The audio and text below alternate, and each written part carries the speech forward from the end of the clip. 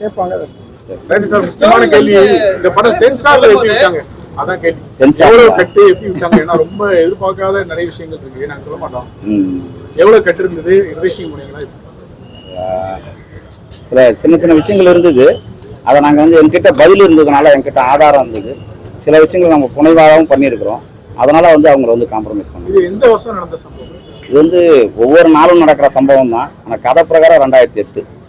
இந்த ஸ்டோரி சொல்லும் போது கலையரசன் என்ன சொன்னாரு, ஏன்னா அவர் வந்து லீடா பண்ணியிருக்காரு, கிராமத்துல இருந்து டைரக்டா அங்க போற மாதிரி ஒரு விஷயம் இருக்கு, அது எப்படி ஒத்துக்கு வச்சிங்க அவரை?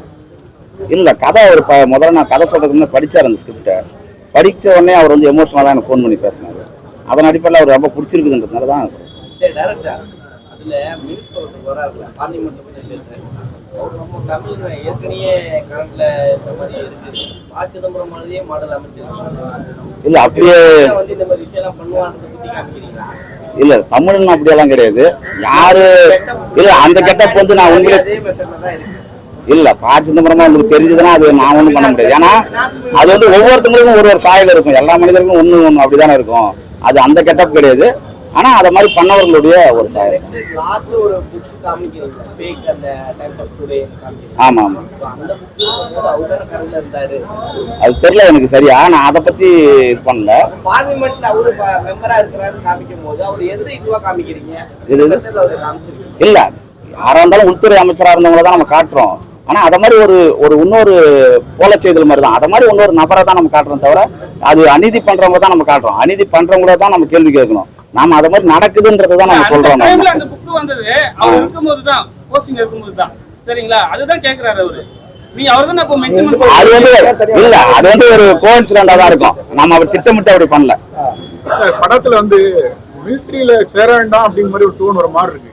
ஒரு மிலிட்டரி ட்ரைனிங் போறான், ஒரு ஆர்வமா இருக்கு, அந்த படம் பார்த்தோம்னா சிவரை பிடிச்சு ஓடிட மாட்டானா? இல்ல, இது வந்து ஹீரோவுடைய முழு இது என்னன்னா அவர் வந்து அந்த ராணுவத்துல சேரணுன்றதான் அவருடைய ஆர்வமே. ஆனா சில தனிப்பட்ட நபர்கள் அதிகாரத்துல இருப்பவங்க வந்து அதை வந்து தவறா தன்னுடைய சுயநலத்துக்காக பயன்படுத்திக்கிறது மூலமா இது மாதிரியான பின்விளைவுகள் இருக்குது. இன்னும் நம்ம பாதுகாப்பு இதுக்குள்ள இன்னும் சில விஷயங்களை ஸ்ட்ராங் பண்ணணும் அப்படின்னு ஒரு எச்சரிக்கையா தான் சொல்றோம், தவிர ராணுவத்துல சேரக்கூடாதுன்னு சொல்லிட்டு அந்த டைம்ல வந்து இருந்தாங்க. அப்பதான் வந்து அந்த ஆளுங்கட்சியில சேர்ந்தவங்க எல்லாம் வந்து விஷயம் பண்ணாங்க, ஆனா அவர் மேல தான் பழி போட்டாங்க. சோ அது மாதிரி எடுத்து போறீங்களா நீங்க ஸ்டோரி? நீங்க எடுத்து முடிங்களா? இல்ல, வீரப்பன் வந்து இருக்கும் போது யானையெல்லாம் அவர் தான் வந்து கொன்னு பண்ணுன்னு சொன்னாங்க.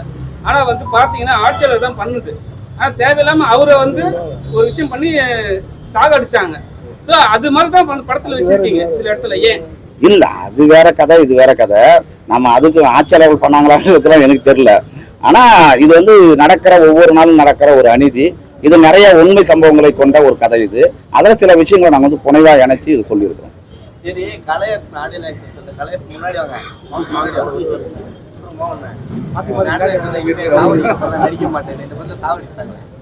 எங்க அது சொல்றீங்க? அப்படி இல்லை, இது வந்து அந்த டிசிஷன் எடுக்கிறதுக்கு முன்னாடி நடிச்ச படம்.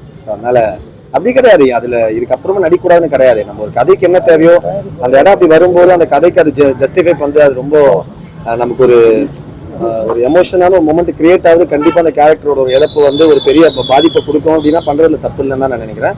ஆனா அதான் நான் இப்போ ஆடியன்ஸ் சொன்ன மாதிரியே அதுக்காக ரொம்ப ஃபோர்ஸ்டா அந்த மாதிரி இருந்து ரொம்ப ஃபேக்கா அந்த மாதிரி இருந்தா பண்ண மாட்டேன் அப்படின்னு நான் சொன்னேன். இதுக்கப்புறம் பண்ண மாட்டேன். ட்ரெண்டிங்கா இல்லையா?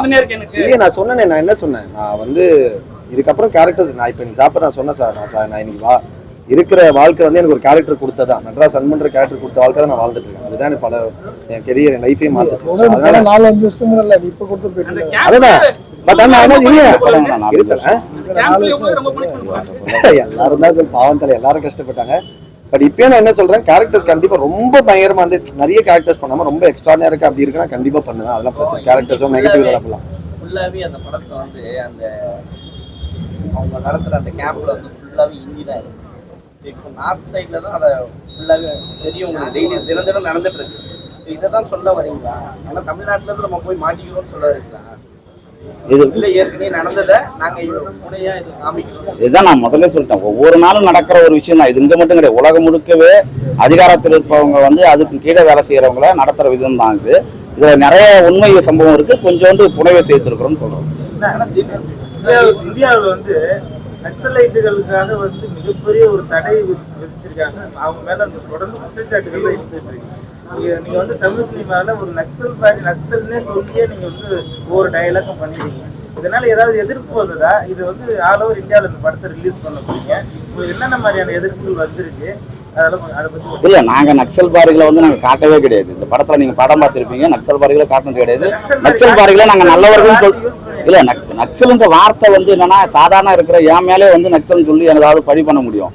அப்போ ஒரு சாதாரண ஒரு அப்பாவி இளைஞன் மீது ஒரு அதிகாரத்தில் இருப்பவர்கள் வந்து என்ன பண்றாங்கன்றதை நம்ம காட்டுறோமே தவிர நான் யாருக்கும் ஆதரவெல்லாம் கிடையாது. நடந்த சம்பவத்தை கரெக்டா மக்கள் முன்ன கொண்டு வந்து நிறுத்தணும்னு நினைக்கிறோம். அதை தான் நம்ம பண்றோம். நம்ம இந்திய ராணுவத்தில் தமிழகத்துல இருந்து அதிக இளைஞர்கள் போய் சேர்ந்தாங்க. வரலாறு இருக்கு. அப்படி இருக்கும்போது நிறைய இளைஞர்கள் இந்த படத்தை பார்ப்பாங்க. அப்படி பார்க்குறவங்களுக்கு வந்து ராணுவத்தை சேரணுன்ற ஆசையே இல்லாம போகிற மாதிரி இருக்கு. இல்ல இந்த பார்த்தாங்கன்னா ராணுவத்துல சேரணுன்ற ஆர்வம் தான் இருக்கு. ஏன்னா ஹீரோவே இந்த நாட்டுக்காக தான் நான் போறேன்றதான் அவன் டைலாகே சொல்றான். அவனோட எய்மே வந்து யூனிஃபார்ம் சர்வீஸ் மீது இருக்கிற ஆர்வம் தான் அவன். ஏன்னா அவன் வந்து ஃபாரஸ்ட்ல வேலை செய்யறான், அதுவும் யூனிஃபார்ம் சர்வீஸ். அதுக்கடுத்து ராணுவத்துல வந்து வேலை செய்யணுன்றதும் ராணுவ யூனிஃபார்மே தான். அங்க நடக்கிற சின்ன தப்பை வந்து நம்ம குறைச்சி சொல்றோம். இங்க வந்து ஓட்டர் இது அதை சரி பண்ணலாம் அப்படின்றதுதான் நம்மளுடைய நோக்கமே தவிர ராணுவத்துல சேரக்கூடாது. நானும் வந்து எல்லாரும் தேசியத்தின் மீது அன்பு கொண்டவங்க தான். தேசியம் நல்லா இருக்கணுன்றது தான், நாடு பாதுகாப்பா இருக்கணும்னு நினைக்கிறது தான். பிரச்சனை இங்க இருக்குதுன்றத சொல்றதுல தப்பு கிடையாது. இல்ல அதுதான் 2008 மட்டும் இல்ல, இன்னைக்கு வரைக்கும் இதே தவறு நடந்துகிட்டு இருக்கு. சில உள்கத்து இருக்கு அப்படின்றத நீங்க அரசாங்கத்தை எடுத்து காட்டுறீங்களா? கண்டிப்பா நீங்க செய்தி பேப்பரை பார்த்தீங்கன்னா உங்களுக்கே தெரியும். நீங்க சொல்றதை வச்சு நானும் ஏத்துக்கலாம். சில காட்சிகள் வந்து கிராம வீடு மாதிரி காமிச்சிங்களா, அது பீகார் அந்த மாதிரி இருக்கிற சைட்ல தான் அந்த மாதிரி வீடுகள் இருக்கும். அங்கே தான் உட்காந்துட்டு இருக்காங்க.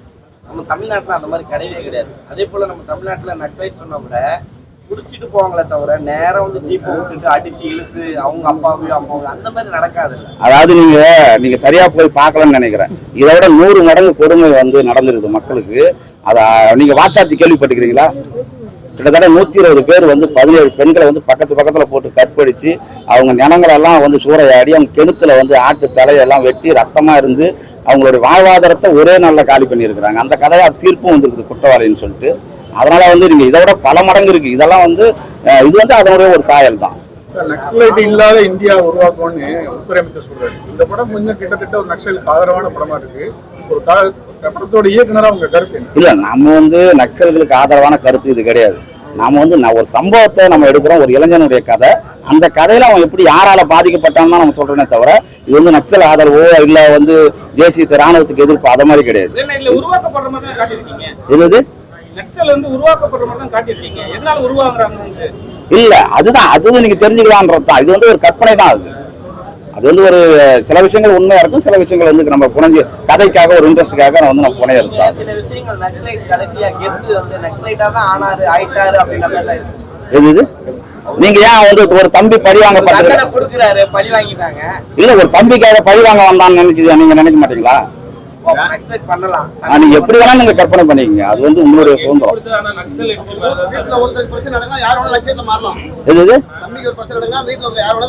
நக்சலைட் கிடையாது அது. நீங்க அதாவது தொடர்ந்து நீங்க வந்து ஒருத்தன் வந்து அடிச்சுக்கிட்டே இருந்தா அவன் வந்து வன்முறை பாதிக்கப்பட்டுனே இருந்தா ஏதோ ஒரு வகையில மக்கள் வந்து இது நடந்த கதைன்றதை விட ஒரு டைரக்டரா ஒரு கலைஞனா வந்து எளிய மக்களும் எதிர்த்து எழுவாங்க அப்படின்றதுக்கான ஒரு உதாரணம் தான் அது. நீங்க வந்து அது வந்து நிஜ வாழ்க்கையில் நடக்குதா அப்படின்றதாலும் இல்லை. அது வந்து இப்படி ஒரு நடக்கும். நீங்க வந்து அதுக்காக ஒரு மக்களை வந்து தொடர்ந்து அச்சுறுத்தாதீங்க அப்படின்றது தான். கதை புரிதலுக்காக தான் நான் கீழே கார்டு போட்டோம். ஏன்னா இது வந்து முழுக்க ஜார்க்கண்ட்ல நடக்குது. கதை டோட்டலா புரியாது. அதனால வந்து சில இந்தி கேரக்டர் வந்து தமிழ்ல பேசுறாங்கன்னு அவங்க முதல்ல கதை படம் தொடங்கும் போதே போடுறோம். அதுதான் சார் சொல்றேன். கதை புரிதலுக்காக இப்ப இந்தியிலே பேசியிருந்தா சில எமோஷனல் எடுபடாது. அப்ப வந்து கதை புரிதலுக்காக இந்த கதையை வந்து இந்தி கேரக்டர் வந்து தமிழ்ல பேசுறாங்கன்னு நாங்க முதல்ல போட்டிருக்கிறோம்.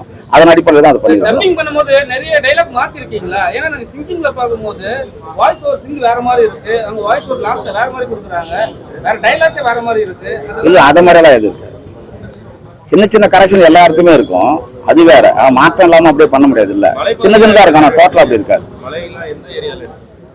இது கிட்டத்தட்ட ஒரு 5 ஸ்டேட்ல எடுத்திருக்கிறோம். கேரளாவில் பாலக்காடு எடுத்திருக்கிறோம், தேன்கனி கோட்டை எடுத்திருக்கிறோம், அதுக்கடுத்தது தலக்கோணம் ஃபாரஸ்ட் ஜார்க்கண்ட்ல எடுத்திருக்கிறோம், அது அப்புறம் வந்து இங்க ஆந்திரா ஒட்டி குப்பம் பகுதியில் எடுத்திருக்கோம். மொத்தம் ஒரு 5 ஸ்டேட். நக்சலைட் இந்த மாதிரி தீவிரவாதம் இருக்கிறவங்க இந்திய ராணுவத்தை நம்பி போகாதீங்க அப்படின்ற ஒரு மறைபொருளா ஒரு கருத்து இருக்கிற மாதிரி தெரியுது. இல்ல அப்படி கிடையாது. நீங்க ஏன் அப்படி யோசிக்கிறீங்க? எங்க அண்ணா எல்லாம் வந்து போலீஸா தான் இருக்கிறாங்க, என் தம்பி கூட டிஎஸ்பியா இருக்கிறான். அது கிடையாது. நம்ம வந்து என்னன்னா ஒரு பிரச்சனை இருக்கு, அந்த பிரச்சனை இங்க இருக்குதுன்றதான் சொல்றோம். அதை வந்து சரி பண்ணி இன்னும் வந்து ஆரோக்கியமா பண்ணலாம்னு தான். சார், இந்த படம் உண்மையாவே நல்லா இருக்குது. மாற்று கருத்து நான் கேட்ட மாதிரி இருந்தாலும் நல்லா இருக்கு. இந்த படத்துக்கு அப்புறம் நீங்க எதிர்பார்க்கிற அந்த சம்பளம் கிடைச்சிருப்பா? எல்லாருக்குமே வேலைக்கு தேவையான கூலி வேணும் தானே. ஸோ அது நம்மளன்ற நம்ம தேவைக்கு வந்தா போதும். அது ரொம்ப அதிகமான ஆசைலாம் இல்லை, நமக்கு இருந்தா போதும். நம்ம எல்லா படமும் நம்ம நெக்ஸ்ட் படம் நமக்கு சம்பளம் ஏறணும் நம்ம நடிக்கிறது கிடையாது. அது அதுவா ஆர்கானிக்கா நடந்ததுன்னா சந்தோஷம். பட் நம்ம எல்லா படத்துக்கும் போடுற உழைப்பு தான் நமக்கு தமிழ்ல நிறைய தராங்களோ எவ்வளவு கொடுத்தாலும் நம்ம எல்லா படத்துக்கும் போடுற உழைப்பு தான் தொடர்ந்து போட போறோம். நீங்க சொல்ற மாதிரி நிறைய சம்பளம் கிடைச்சா சந்தோஷம். கொடுத்த தளபதி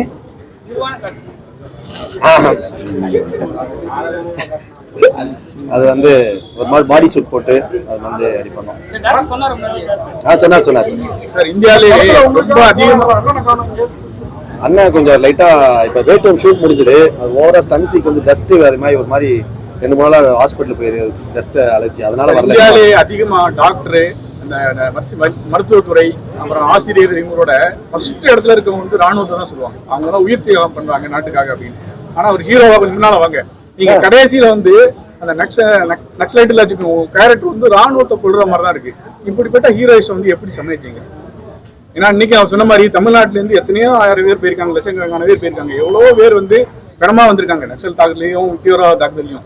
தமிழ்நாட்டுல வந்து அவ்வளவு பேர் ராணுவத்துக்கு போயிருக்காங்க. அவங்க குடும்பம், அவங்களோட ஆட்கள்லாம் இந்த படம் அந்த ட்ரைனிங் எல்லாம் பார்க்கும்போது ஒரு பயம் வராதா? நம்மள வந்து ராணுவத்தை எப்படி இது பண்ணுவாங்க? இப்போ எல்லா இடத்துலயுமே பாசிட்டிவா இருக்கு, நெகட்டிவ் இருக்கு. எல்லாத்துலயும் எல்லாருமே நல்லவங்களா இருந்துற போறது, எல்லாத்துலயும் எல்லாருமே கெட்டவங்களா இருந்துற போறது அப்படின்னு தான் உலகம் ஏங்க போகுது. ஸோ அதனால வந்து எல்லாத்துலயும் ஒரு 10 பாசிட்டிவ் விஷயம் நடக்கலாம், அது 1-2 தப்பு நடக்கலாம். அந்த ஒரு தப்பு வந்து பல பேரை பாதிச்சிருக்கலாம், பல விதமான மக்களை பாதிச்சிருக்கலாம். அப்படி இருக்கும்போது அந்த தப்பை யாருமே கண்டுக்காம இல்ல, பாசிட்டிவான விஷயம் மட்டும் காட்டக்கூடாது. எல்லா விஷயத்தோட 2 சைடையும் காட்டணுன்றதான். ஸோ இந்த மாதிரி தவறுகளும் நடந்திருக்குன்னு நம்ம காட்டுறோம். ஸோ அதுல நம்ம வந்து ஒரு கதை நாயகனா அந்த தவறு பாதிக்கப்பட்ட ஒரு பையனா நடிச்சிருக்கேன், அவ்வளவுதான். நான் அது வந்து கேம்ப கண்டுபிடிக்கிறது இன்னொரு போலீஸ் அதிகாரி, ராணுவ அதிகாரி தான் வந்து கண்டுபிடிக்கிறாரு. அவர் நியாயமான ஒரு கண்டுபிடிக்கிறார். எங்களுக்கு ஒரே பயம் என்னன்னா, அண்ணா சொன்ன மாதிரி தமிழ்நாட்டுல இருந்து போறவங்க அந்த படத்தை பார்த்தாங்கன்னா ஒரு பயம் வராது அப்படிங்கிற ஒரு பயமும் வராது. இத மாதிரி ஆட்களை கொஞ்சம் உஷாரா இருப்பாங்க. இனிமே இது மாதிரி ஆளுகிட்ட ஏமாந்துடக்கூடாது. பொய்யான அந்த ட்ரைனிங் சென்டருக்கு போய் இனிமே ஏமாற மாட்டாங்கன்றதுதான் ஒரு இதே தவிர, உண்மையான ட்ரைனிங் சென்டர் தேடி அவங்க போய் அச்சீவ் ஆவாங்க. இனிமே அது வந்து ஒரு விழிப்புணர்வு படமே தவிர இது வந்து யாரையும் அச்சுறுத்தல் படம் கிடையாது. 19ஆம் தேதி நீலம் புரட்சியில நீங்க வரீங்க தண்டகாரன். அதே 19ஆம் தேதி படையண்ட மாவீரன் வராரு. வந்தா ரொம்ப ஆரோக்கியமானது தான். அந்த படமும் ஒண்ணும் இந்த படமும் ஒண்ணும். யாருக்கு மக்களுக்கான பிரச்சனையை பேசுறாங்க, யாரு வந்து நல்ல கருத்தை சொல்றாங்கன்னும் போது மக்கள் வந்து அதுக்கான ஆதரவு இருக்கும். உண்மையா பாதிக்கப்பட்ட நார்த் இந்தியால இந்த படம் ஜார்க்கண்ட்லயோ நார்த் இந்தியால இந்த படம் ரிலீஸ் பண்ண வாய்ப்பு இருக்கா? இல்ல ஹிந்தி பண்றாங்க. இயக்குனர் சார், இந்த வந்து ஏதாவது அரசு தரப்பு ஏதாவது